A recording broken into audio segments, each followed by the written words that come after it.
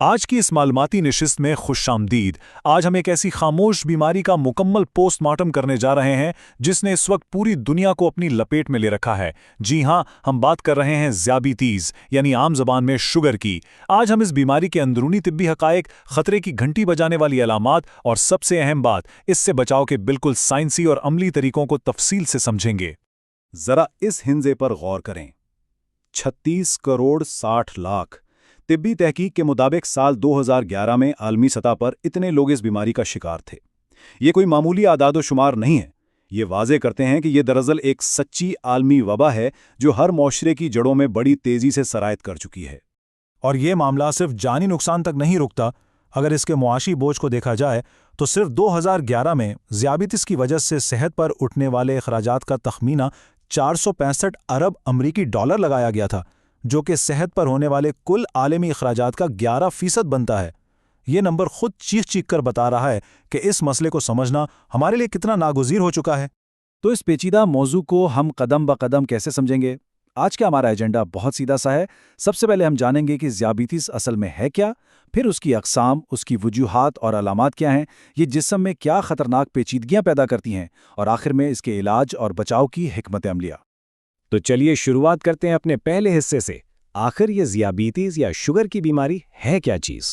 अगर मेडिकल की ज़बान में बात करें तो इसकी बुनियाद हाइपरग्लाइसीमिया कहलाती है। अब ये क्या है? आम हालत में हमारे जिस्म में खून के अंदर ग्लूकोज यानी शुगर की मिकदार को एक इंतहाई सख्त सिस्टम के तहत कंट्रोल किया जाता है ताकि दिमाग और जिस्म को मुसलसल एनर्जी मिलती रहे। लेकिन ज़ियाबितीज़ इस नाजुक तवाज़ुन को बिल्कुल बिगाड़ कर रख देती है, जिसके नतीजे में खून में शुगर की सतह हद से ज़्यादा बढ़ जाती है। अब सवाल यह है कि ये तवाज़ुन बिगड़ता कैसे है? इस पूरे अमल का जो मास्टरमाइंड है वो हमारा लबलबा यानी पेनक्रियाज है। इसके अंदर खास किस्म की खलियात होते हैं जिन्हें बेटा सेल्स कहा जाता है। इनका काम इंसुलिन नामी हार्मोन पैदा करना है। ये इंसुलिन बिल्कुल एक चाबी की तरह काम करती है जो खून से ग्लूकोज को उठाकर जिस्म के सेल्स के अंदर पहुंचाती है।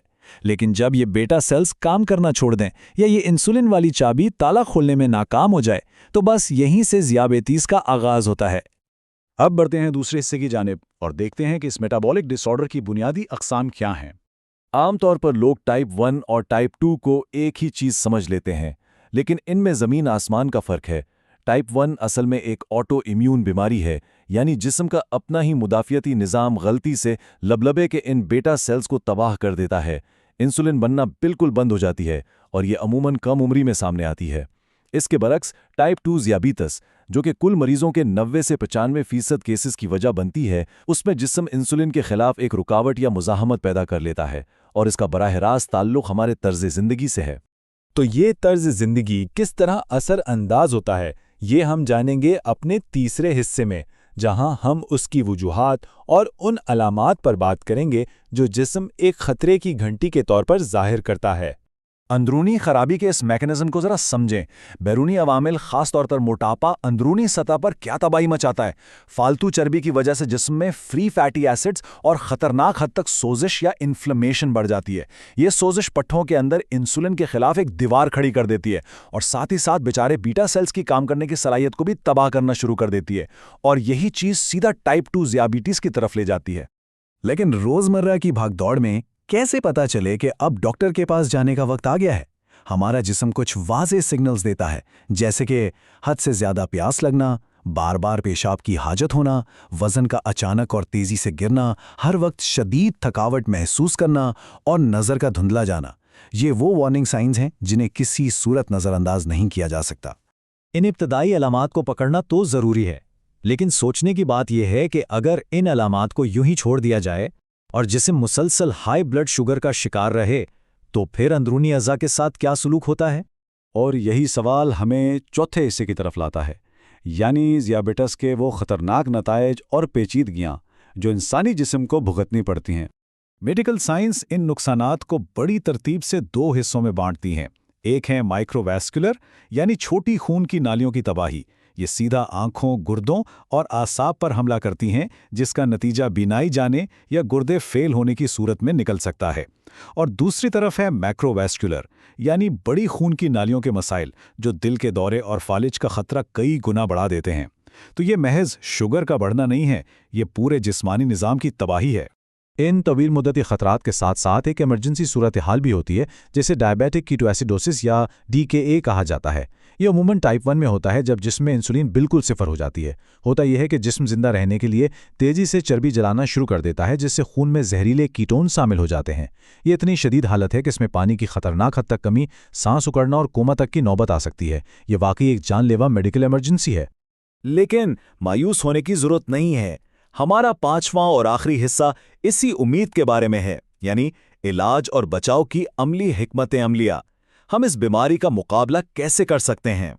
इलाज का पूरा प्रोसेस दरअसल एक सीढ़ी की मानंद है। सबसे पहली और मजबूत सीढ़ी है अपनी खुराक और लाइफस्टाइल को बदलना। अगर इससे भी बात ना बने तो फिर दूसरा कदम है मुंह के जरिए ली जाने वाली अद्वियात, जो जिस्म को इंसुलिन के लिए दोबारा हसास बनाती हैं।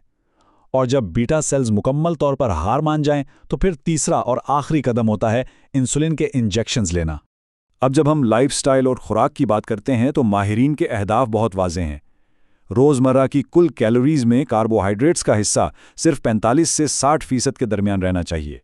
सैचुरेटेड फैट यानी नुकसानदा चर्बी 10% से भी कम होनी चाहिए।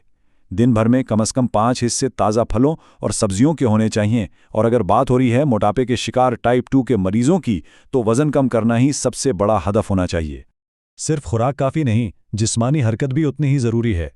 मेडिकल गाइडलाइंस कहती हैं कि बालिग अफराद को हफ्ते में कम से कम 150 मिनट की दरमियाने दर्जे की एरोबिक वर्जिश लाजमी करनी चाहिए, जिसे हफ्ते के कम से कम 5 दिनों पर तकसीम किया जाए।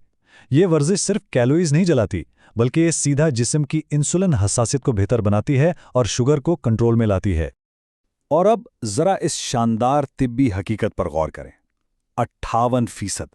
जी हाँ, एक इंतहाई मुस्तनद रिसर्च से यह साबित हो चुका है कि सिर्फ और सिर्फ तर्ज़ ज़िंदगी को मुनज़्ज़म करने से, यानी सही खुराक और बाकायदा वर्जिश से, टाइप 2 ज़ियाबितिस होने का खतरा 58% तक कम किया जा सकता है।